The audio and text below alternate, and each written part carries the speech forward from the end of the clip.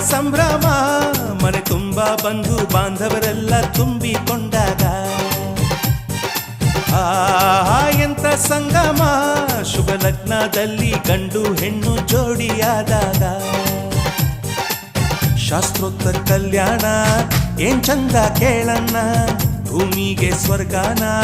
ತಂದಂತೆ ನೋಡಣ್ಣ ಮನ ಬಂದ ಹಾಗೆ ಮಾಡಲು ಮದುವೆ ವ್ಯಾಪಾರ ಅಲ್ಲಣ್ಣ ಎಂತ ಸಂಭ್ರಮ ಮನೆ ತುಂಬ ಬಂಧು ಬಾಂಧವರೆಲ್ಲ ತುಂಬಿಕೊಂಡಾಗ